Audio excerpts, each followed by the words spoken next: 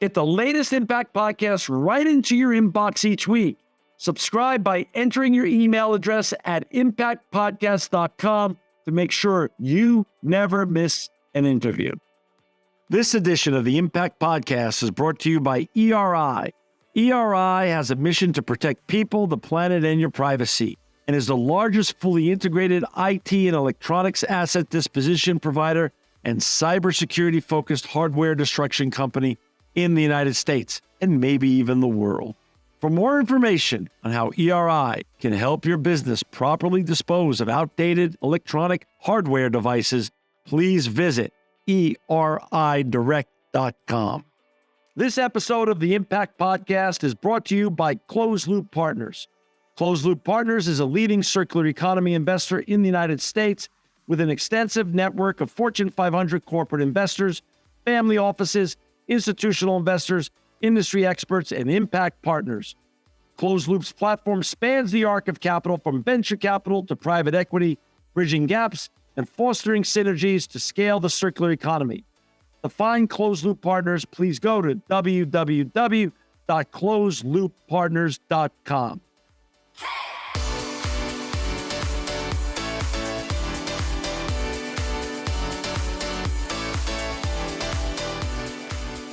Welcome to another edition of the Impact Podcast. I'm John Shigarian, and I'm so excited and honored to have with us today Christine Daugherty. She's a PhD and a JD, but a lot more than that. She's a Vice President and Chief Sustainability Officer at Conagra Brands. Welcome, Christine, to the Impact Podcast. Oh, thank you, John. I'm super excited to be here.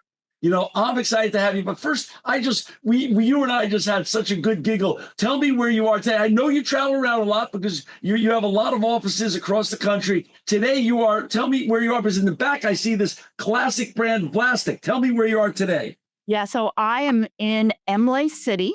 Imlay City is one of our operations that makes the Vlasic pickles. And so I am here today with our team, looking at our water use in our facility, looking at the agricultural side. This is Pickle Palace. And so it's a wonderful place here in Michigan, and it's a beautiful day. So I'm excited to be here at Pickle Palace and speaking with you. You know, I think I'm in Fresno, California. I love Fresno, California, but it sounds like a fun. I wish I was with you at Pickle Palace, though. I got to tell you, I wish we were doing this in person.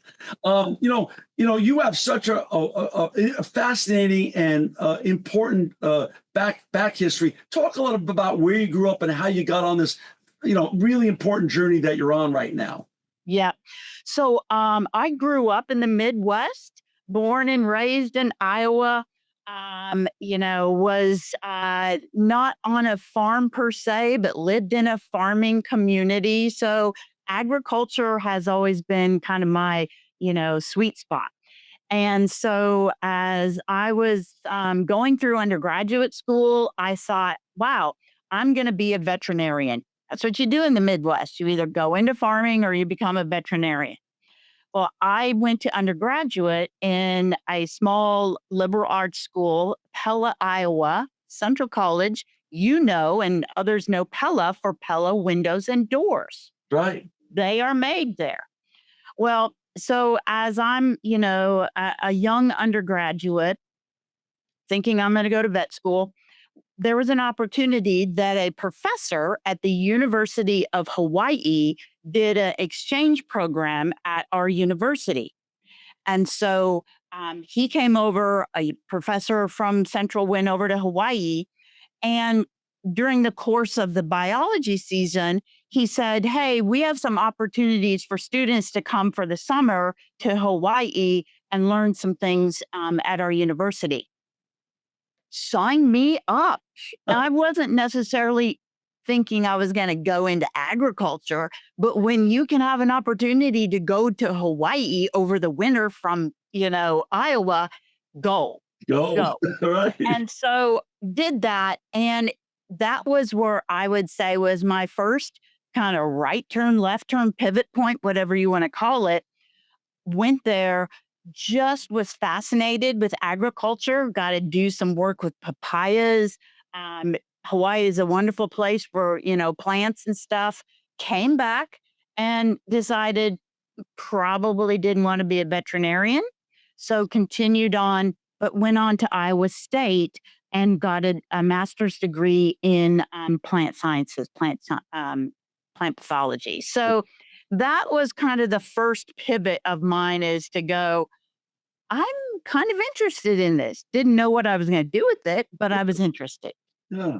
Was mom and dad always saying, "Hey, education's the way here. No matter what you want to be." Were they the ones that were inspiring you on education, or was it other people in your life as well that were focusing you on? It doesn't really what you're choosing to be. We just want you to be super educated for that position. No, I would say where, I got some guidance was certainly parents, yes. But one of the things that kind of drove me to additional degrees was I, secret, I didn't have a job. And so then, if you don't have a job, my parents are like, okay, you either get a job or you go, stay in school or whatever you need to do. Right. But we're not going to just have you sit around the house and do nothing. Right. So that was part of the whole thing of, okay, I didn't have a job, but I was able to go to graduate school. Graduate students get paid a small amount of money to do research and stuff like that. So it kept me interested, kept mom, dad from, getting too grouchy that I didn't have a job because I was, paying for my own rent. Right. But from there, finished the Iowa State and, did not have a job, but met another individual who knew another individual at Louisiana State University, LSU in Baton Rouge. And she was working on a funded project from NASA, Huh. NASA Yeah. Space Station. Yeah. Cool. That sounds exciting. Yeah. So I applied to the program there in Baton Rouge, got accepted, and drove down to Baton Rouge. That again, I think folks need to understand, jump off the high board a little bit. I mean, that was a complete new social change, environmental change, Yeah. growing up in the Midwest Oh.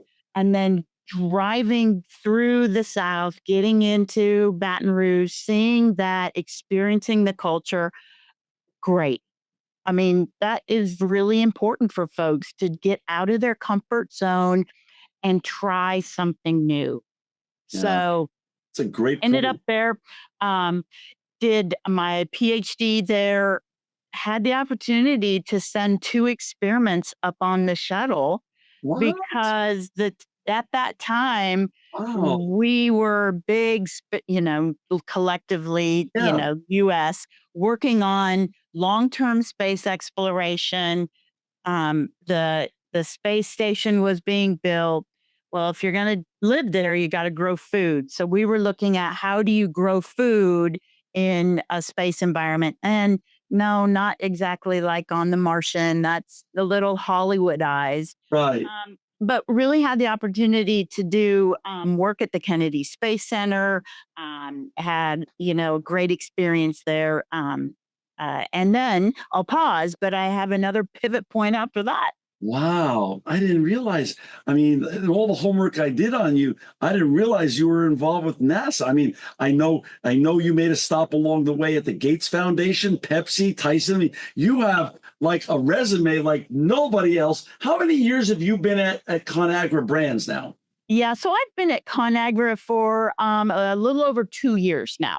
Okay. So And I want to just give a little overview to our listeners and our viewers who will be familiar with Conagra, but they're not familiar with the name Conagra, but they'll be familiar with the great brands that Conagra produces. Bird's Eye, Healthy Choice, Marie Callender's, Chang's Home Menu, Gardein, one of my favorite, Slim Jim, Orville Redenbacher's. Talk about an iconic American comfort food. Angie's Boom Chicken Shake Snack Pack, Hunt's, Vlastic, the Pickle Palace, Pam, Duncan Hines. Oh my God, who didn't grow up with Duncan Hines? I'm a New Yorker, Hebrew National, Mrs. Butterworth. I mean, Swiss Miss. These are some of the most iconic American brands, comfort food brands in American history. I Oh, mean, yeah. Oh, yeah, and John, you didn't I don't know if you said, but one of my favorite ones yeah. is Ready Whip, and Yeah. so Oh, you it's there. That's right. I didn't say and, that. those of us that travel, I travel, you travel, others travel. Yeah. Well, when I'm at home, I like to have my comfort of I get myself a fancy vanilla latte and I like my Ready Whip on it. And the funny thing is, and you can just picture this as Yeah. I'm telling this story. Yeah. So I'll make my coffee and, and I get the Ready Whip out and it's not just a Yeah. I meant the Yeah. and my 2 dogs come running because it's coffee time, and each one of them want a little finger of so they get a little finger of Ready Whip. I get my big Ready Whip top on my coffee. It's a great start of the day. It is, that is, you're right. It is that sound itself is just so iconic to Yep. all of our ears. Even now, my grandchildren, I can make the most jacked up Sunday. We have a ritual in our house on Sundays. On Sundays, so we make ice cream Sundays for all the grandkids. Everyone gets ice cream Sunday. The favorite part of it is that Ready Whip, that little spraying on the top, just like you made it sound better than I could. That's the kids live for that. They live for that. It is. It's great. It's Awesome. great. So you're the vice president, chief sustainability officer. You and I know, sustainability can be read very narrowly, very widely. At Conagra, what does that role mean for you? What's your mandate there as chief sustainability officer? So at Conagra, we really want to make sure that the projects that we're doing are good for the business and good for the planet. And it has to go hand in hand. So just I'm up here in Imlay City with our engineering team, our procurement, our supply team, and we're looking at how do we become more efficient with our energy use, our water use, because just like in your own home, you're paying for electricity, you're paying for water, you don't want to waste it. Think about it. How many years have we been told turn off the water and you brush your teeth, Right, right. And so for us as a food company, those same principles apply in our production. And so we're always looking at innovative ways to do things, new technology, and just basic sometimes training of individuals of, hey, well, there's a hose over there. Let's make sure that it's turned off when you go home at night. Don't just stick it down in the drain, things like that. So for Conagra and sustainability, it's really about those operational efficiencies, business case. How do we continue to do better every day? I mentioned at the top of the show, you're not only a PhD. We're going to get into that later, but but you're also a JD. I mean, we knew how you made the pivot to the PhD. A JD, so you have critical thinking from your JD education. I want to understand who told you to do this, because that's fascinating that you layer that on top of not only a master's in business, not only a PhD, but then you got the JD. So, talk a little bit about what inspired you to get the JD, and then how do you mix science and then your critical thinking with science to make the better decisions and decide what triggers to pull at Conagra when you're making decisions, important decisions with regards to KPIs and just doing things better. Yeah. So the JD was after, PhD and some time at the Kennedy Space Center. And again, it was a pivot movement of, well, I was getting funding from NASA, but NASA's kind of gone, defunct. It's private, which is great. And so I really liked the science, but I also realized, wow, there's a lot of legal aspects, regulation, intellectual property, patents, and whatnot, that I think I can bring that science and that technical background to a legal profession. So that pivot was I'm going to go to law school to get the legal training so that I can marry those two, science and legal, and that's been a very, very good combination for me because, like, the example, I may not know all of the ins and outs from the engineering or the technical team, but I can hang with them. I can ask good questions. I can understand some of the challenges from the science aspect. I put on the legal aspect. I'm going, okay, how do we make sure that if we're going to do something, we're meeting either regulations, the, spirit of the law, corporate reputation risks, making sure that all of those things are layered on because it's just not a decision with one thing. It's not a decision in a vacuum. That's so interesting. So there's probably not a day now that you don't really get to use all of your education, your science education, your legal education. It all comes into play in this kind of role at a food brand like Conagra. It absolutely does. And, the fun part is as we are looking at, technology and utilizing, new things like AI and other types of, chat GTP or Claude or whoever you want. Yeah. And we got a lot of regulations that are changing both at federal level, state level. So it is certainly an area that we go fast because things change rapidly. And what worked yesterday may not work tomorrow. Um, Talk a little bit about when you stepped into this role two years ago. Had someone been in that role before? They had an individual in the role, but where the shift was is that really looking at putting that role in supply chain. And so my peers are head of engineering, they're head of operations, procurement. Mhm. So we can all sit at the table collectively and say, here's the challenges, here's the opportunities. And so Conagra has done an amazing job of integrating sustainability truly into that business case, not as a, afterthought, not as in a legal, not as in a comms, but really the business case, operational efficiency, sustainability are all intertwined. I want to go back 15 or so years. I was sitting in Verizon's offices with my good friend Jim Gowan, and Jim was chief supply chain officer then, and he had just been made around then chief sustainability officer as well. And he explained to me exactly what you just said, the interrelationship between supply chain and sustainability. And he educated that to me way early. So to me, what you're doing makes perfect sense. So you walked in and you had that then shift, as you said, the company had that shift in mandate and perspective.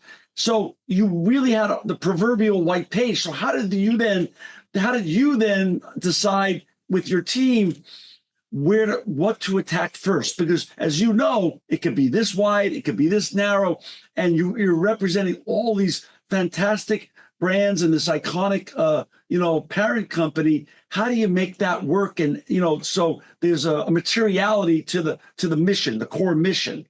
Yeah. I would say the first thing that I've done in all of my places that I've been is, you know, take a moment, um, 30 days, whatever it is, and listen, Mm, listen and ask questions. mm, I think folks that kind of go into a new situation and come in and, have the I'm here to save the day, we're going to change this, that, and the other. It They may not necessarily build that trust, build the relationships. right. And so I've always taken that time to listen, ask good questions, try to understand the process. Once you have a decent foundation, then you go, all right, we're not going to boil the ocean. Where are the hot points that we Yeah. can, lean into? And for Conagra, what we needed to do is really set a holistic strategy, looking at our science-based targets, looking at our regen ag, and then holistically where are the focus areas and then put execution plans against those again, going back, what matters to Conagra, what matters to the environment, and making sure that they're hooked together. Got it. That makes sense. So, we're coming out of this. When I get the total honor and pleasure to interview wonderful people like you in these that have big platforms like Conagra's, what I'm sort of there's a trend going on, Christine. I want you to tell me if this is what you're seeing as well. Years ago, 4 or 5 years ago, we sort of got mired in this muck in the United States and around the world, frankly speaking, of this alphabet soup of acronyms that got highly over politicized. And so there's been a walking away from those for good reason. And now a real focus on materiality, resilience, circularity that tie back to sustainability, that tie back to an ROI. Is that what you're seeing as well? And is that sort of the general trend at Conagra? But besides Conagra, in the sustainability world that you're seeing as well? Yeah, I would say most corporations are still moving forward on the initiatives they set, whether it's, water, energy. They may not be publicly talking about it as much. Right. In, my circle of friends, we're calling it quiet progress. Um, because, at the end of the day, if if I can work with engineering and supply chain and we can put together a process that we're saving money, we're spending less on our energy, the product is, coming out better, um, it's a win-win. There's a real ROI to it. There's a real Correct. ROI. It is a real ROI. And so there's where at least Conagra and others are really just saying, how do we make sure that it's not just a piece of paper that gets, Right. put in a drawer, that what we're doing makes meaningful impact Right. at each one of our facilities, and that holistically, it's better for the environment, better for people, better for better. Talk a little bit about sustainability in the food industry specifically. There's some real misunderstandings. Can you explain what are some of the what are some of the misunderstandings when it comes to sustainability in food, and why is it important for us to make sure that your constituents and clients and consumers understand why it's so important to Conagra? Yeah. So in food in general and agriculture, whether it's a cucumber or apple or whatever, those farmers, ranchers, producers, they're all business people, and so they're doing their trade in the most efficient way. If they're not, utilizing things that are saving them energy and money and time, well, they're gonna go out of business. I mean, it's a straight, Right, business right, model. right. And so what we're doing is, how do we make sure that looking at our, for example, our agricultural supply chain, you know, working with those farmers that are leaning into regenerative ag or looking at, innovative varieties that may, produce a better cucumber or things like that. So it's a it's a collaborative relationship with our suppliers, and we need them, they need us. So we have to work together at the end of the day. Is regenerative agriculture one of the trends that's scalable and you see as part of the future of good food sustainability? And how do we continue to encourage it? Not only as huge brands like you, because when you guys make a move, it really does move the needle. But it's also consumers and constituents of yours and of your great brands. How do we all promote that more and encourage that more, that good behavior?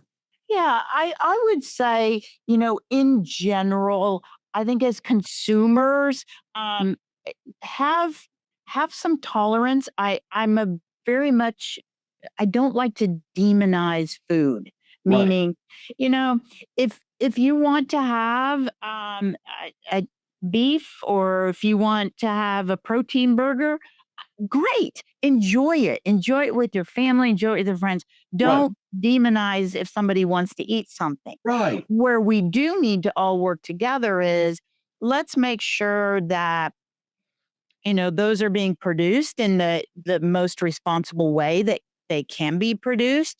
How do Right. we look at the downstream packaging? Is it recyclable? Can we make sure that we're doing our part of putting it into the recycle bin? So there's small things that as consumers that you can lean in, but main message is let's not throw certain foods under the bus, because there's room in the bus for all of us. I like it.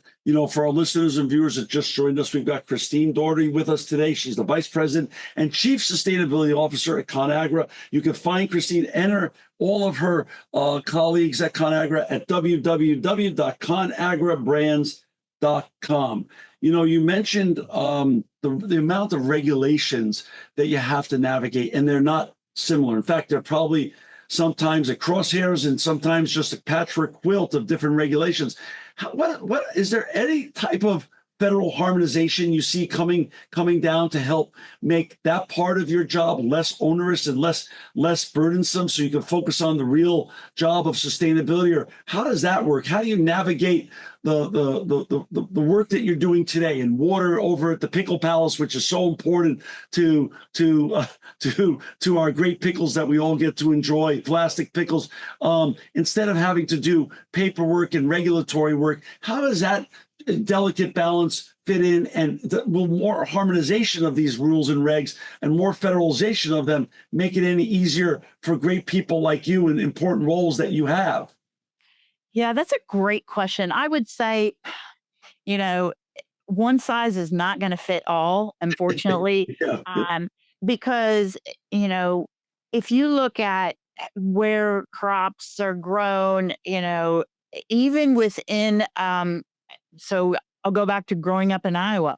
You could have a, farmer's field, and right across the road, it was very different. The crop may not have, done as well. There's soil types, there's wind, a rain cloud rains on this side of the road, but not the other. So we really have to lean into what's going to work in that geographic area for that particular crop. Um, Sometimes there's crosshairs if you have a federal reg and a state reg. Um, but we just, we've got great teams here. We try to navigate, we try to, stay ahead of it as we can. But I don't think we're going to get to the one size fits all, unfortunately.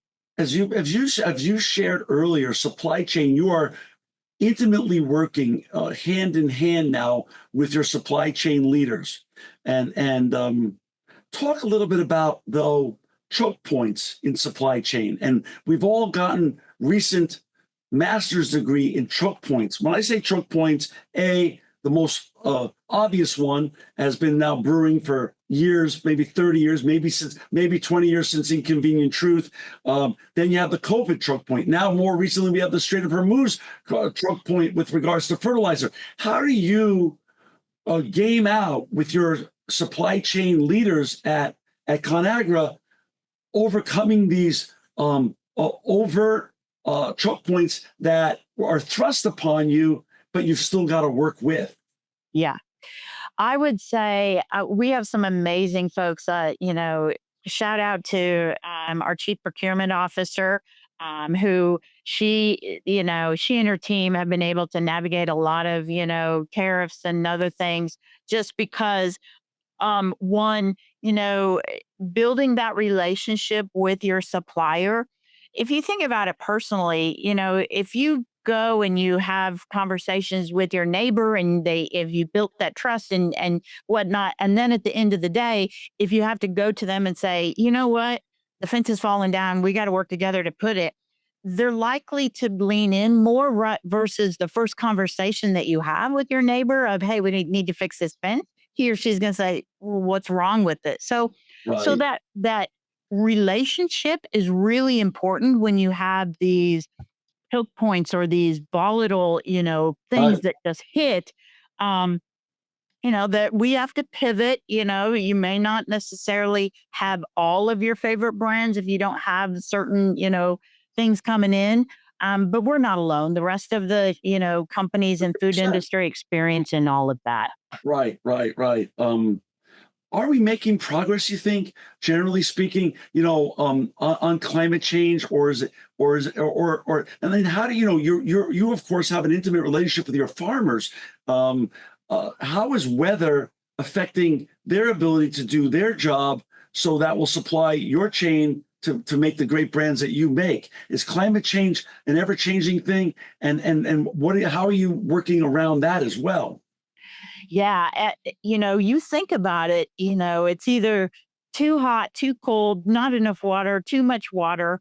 All Um, the above. all of the above. And so, what, many of our farmer partners and, within our own operations, utilizing modeling, looking at, what do we think is going to happen in the next, 2 to 3 years. If you're seeing trends, so we have operations in California, in Oakdale. That's where a lot of our Hunts products are produced. Well, California can be very dry. So how do we work? And we've worked with our tomato growers. They use drip irrigation, a little tape that, drips out a little bit of water directly onto the roots. That's a great water efficiency. It's not spraying water all over. Those are the types of things that, our farmer partners and ourselves are using technology, such as, can you look at using aerial imagery or drones to assess your crop? If you've got a big crop, you can look at the perimeters if you drive your truck around it, but what's happening in the center? You need some type of visual. So, more and more of that visual modeling in agriculture, efficiency, that's the wave of the future. Christine, there's not a day that you or I or anybody in the world wakes up anymore and turns on Bloomberg, CNBC, or reads the New York Times or Wall Street Journal and doesn't read more and more and more stories of AI. And AI is absolutely transforming the world. How is it helping you and your supply chain leadership team and in sustainability and supply chain transform Conagra brands?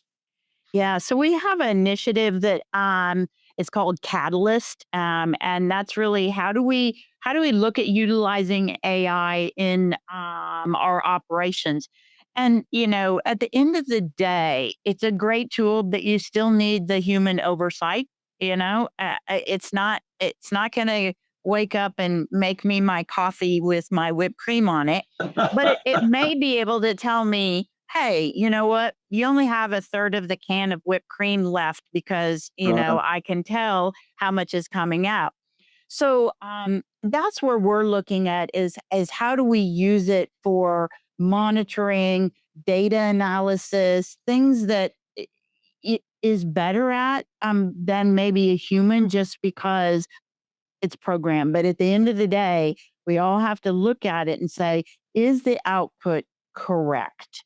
Yeah, that's a good point. That's a great point. Sustainability, as you and I know, there's no finish line, and it's a journey. And these many listeners that are corporate people that are listening to this and hearing how much you're doing with regards to sustainability with your colleagues at Conagra Brands. But for them, they want to speed things up within their own organization. What accelerants can you tell them to do to gain some traction so they can start championing sustainability more at the brands or organizations that they work within? I would say education, education, education. At the end of the day, if you're going in front of your CEO or your chief financial officer, he or she is not thinking about sustainability every day. Right. And so take the time to work through their organization, maybe start at your manager level, director level. Explain to them, what is it that we're doing here? What is greenhouse gas emissions? That's not something in their lexicon every day. Right. And so when you go into those executive meetings, take a few minutes and just ground them again on what it is that we're going to talk about. Here's what you heard before, because they're coming out of all these meetings and you don't want to have, give them the time to shift. They're much more engaged when you take those 2 to 3 minutes just to remind them. It's not disrespectful. It's just letting them get up to speed from the last meeting that they were in to what you want them to focus in on.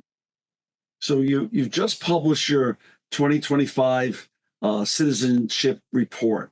What are you most proud of year over year of the accomplishments of your team in this new report versus the year before? Yeah, this one, first of all, we're really leaning into a lot more of the highlights of our operations, our team members. If you look at it, we've got amazing photos of folks that have, done great work within Conagra. We're starting to highlight our supply chain partners. We've got an interview with one of our tomato growers. And so we do have all of the mandatory number and all of this Yeah. stuff. That's in the back of the report. If folks want to look at it, they certainly can. But we think it's really important to showcase the good things that we're doing and showcase the people that are doing it and what the outcomes are. And so that we're super proud of. Just to shout out quickly, we have something in Conagra called the Sustainable Development Awards. That's internal, and our operations can submit projects. And then, if they're picked as a winner, the Conagra Foundation gives that operation team $5,000 to do something in their local community. And one near and dear to my heart was we have one of our other brands is David Seeds, sunflower seeds Sure. and whatnot. Yeah. Well, we have broken seeds that come in and others that maybe as a consumer you don't want those. And so they were able to work with their local um, uh, essentially bird sanctuary there in the area, and all of the broken excess seeds, they were able to donate and set up a thing to provide wild bird seeds for the birds. That's a great story. That's a win-win for everybody. So those are things we'd like to highlight. I love that. I want to go back to something though. Conagra is a huge brand, and that's wonderful because when you make decisions with your colleagues, it really moves the needle, makes a huge impact. Over 12 billion in sales, 18,300 employees, and that's not even including all your farmers and other stakeholders. One thing though I've learned, and other leaders in your position have always told me, is that big is the enemy of bigness is the enemy of good communication. Tell me how you're able to communicate with your employees and stakeholders and share the news of the work you're doing, so you can not only make them great ambassadors of sustainability, but also evangelists. Correct. I would say one of the things that, in my tenure at Conagra when I came in, I did notice that there wasn't a lot of education, not a lot of communication of what sustainability was doing. Right. And so we have implemented a quarterly newsletter where we do a little bit of a highlight of, okay, what is, hot topics in sustainability, and then we'll spotlight maybe one of our partners, like our engineering team. And that comes out, it's on our intranet, people can read it. We also have kind of wormed into our new employee orientation. And so when new employees come in, they learn about Conagra and whatnot. We have somebody from sustainability team come and give a 15-minute presentation, things like that. And then externally, speaking with yourself and others, it's really about education. People want to get involved. Sometimes they don't know what it is or what to do, Right. and just say, it's okay, call us. We'll help you out. What do you want to? You want to get rid of your, paper cups in the office? Get people to bring in their own mugs for coffee. Pretty straightforward. After having met so many wonderful people like you, Christine, who I call one of the greatest fraternities on the planet, the chief impact officers and sustainability officers that really do make massive impacts with the brands that they represent. I do know that your visionary leaders like you are not only happy to make the 2025 Citizens Report shine, and for our listeners and viewers, it's going to be up in perpetuity on ConagraBrands.com, and we'll put it in our show notes as well. But you're thinking ahead to next year, and you're thinking about what 2 or 3 priorities do you want to get done this year that will then shine in next year's report. So what are you working on this year that you're so excited, but you want to make sure you get done this year that will shine in next year's report? Yeah, that's a great question. That's really kind of why I'm here in the pickle world. In the Pickle Is Palace. Yeah, pickle palace. We at Conagra have been dabbling in water, but water's going to be a big issue for many companies. It's becoming more and more scarce. So we're looking across and how do we become much more efficient with water in our operations with our, farmer partners. And so I'm excited about setting some strategies for water stewardship. How do we engage? How do we lean in? How do we partner? Because water is one of these things that it's needing some attention. It's so interesting you said that. I'm sitting in Fresno, California, where my family, my in-laws are from, and my wife is from, and they were in the farming and ag business for a generation, 100 years or so. And years ago, not recently, back in 2012, 13, I had on the show numerous times leadership in water technologies. And back then, they would share the latest technologies that came out. And I would always talk to them. And this show is an apolitical show. It's only about highlighting all the good. We don't get involved with politics. But they would say to me, John, there's actually not a water problem where you sit in California. It's a political problem. I don't want to get into politics, but I want to get into technology with you. They were sharing with me then how their technologies, back then it was GE Technologies, had gone into Israel, into the Middle East, into Singapore, and helped those countries that were having massive water deficits at the time turn around their water problems by turning black water into drinkable water. And the countries backed it, the governments backed it, and they made it happen. And it was great success. Similarly, does the water technologies, now that was 14, 15 years ago, Christine, have the water technologies evolved? So it's a mass technologies actually helping you do what you need to do with regards to water reclamation and water conservation and water management with your stakeholders better than ever before? I would say technology is improving, but it's really, what's out there that's going to work for a particular issue. You Okay, know, if if you need to have a drip irrigation, which works great for tomatoes, right. then that's there. It's working great. But you're in the Midwest and you're producing, corn or soybeans. They're not going to have drip irrigation. Maybe pivot. And so I think in certain areas the technology is probably pretty good, and others we're kind of waiting still. Got it. Got it. So it's still an ongoing challenge. Water's still Uh, an ongoing challenge. Ongoing. It's yeah, and I would say where many production facilities, do they have water coming from city municipalities or is it well water? And as cities grow, those municipalities, they've got to deal with all of the folks in the city. If there's farming nearby or production nearby, there's additional technology or infrastructure that might be needed. So to your earlier statement, it probably has some political aspects of it, but Yeah. it is what it is. I mentioned, I just glanced over, and I don't want to glance over it.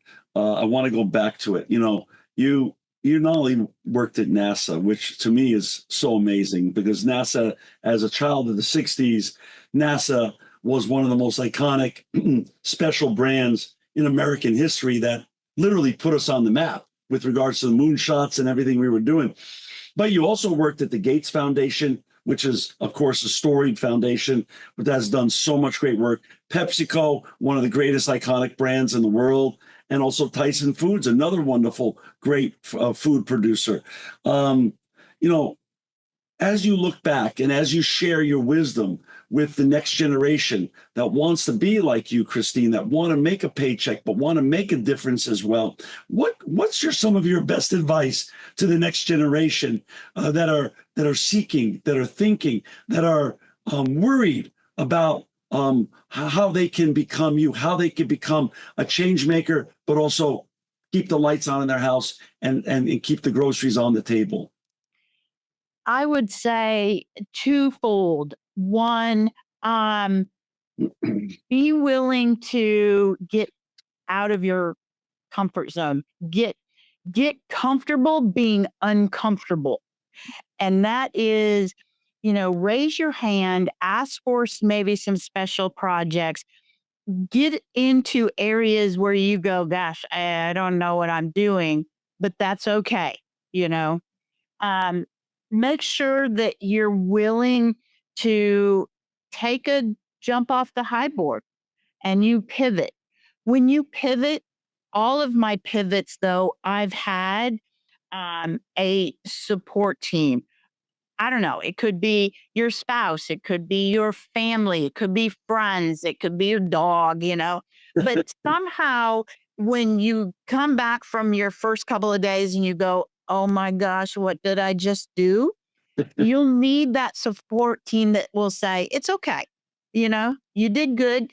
Give it a couple of days. And that allows you to overcome that anxiety, go back to next work or go back to work the next day and lean in. So be willing to pivot and, raise your hand. It's okay. You can jump off the high board. Somebody will throw you a life raft. You might go under the water for a second, but your head will pop up. I love it. That's great advice. And by the way, I didn't tell you this when you were sharing your story earlier. I also wanted to be a veterinarian, and I got accepted to Texas A&M when I was a kid. So that was my dream too. But we're here together today, and we're both on this journey together. And just so you know, Christine, your journey is so important to the future of America, the future of the world. We know that sustainability doesn't have a finish line. So you're always welcome to come back on the show and share continued stories and wins and sustainability that you're achieving with your colleagues at Conagra Brands. For our listeners and viewers, to find Christine and her colleagues at Conagra Brands, please go to www.conagrabrands.com. Christine, thank you not only for spending with us almost an hour today, the generosity of your time and your wisdom, but thank you for making the world a more sustainable and better place. Thank you, John. It's been my pleasure. This edition of the Impact Podcast is brought to you by Engage. Engage is a digital booking platform revolutionizing the talent booking industry. With thousands of athletes, celebrities, entrepreneurs, and business leaders, Engage is the go-to spot for booking talent, for speeches, custom experiences, live streams, and much more. For more information on Engage or to book talent today, visit letsengage.com. This edition of the Impact Podcast is brought to you by ERI. ERI has a mission to protect people, the planet, and your privacy, and is the largest fully integrated IT and electronics asset disposition provider and cybersecurity-focused hardware destruction company in the United States, and maybe even the world.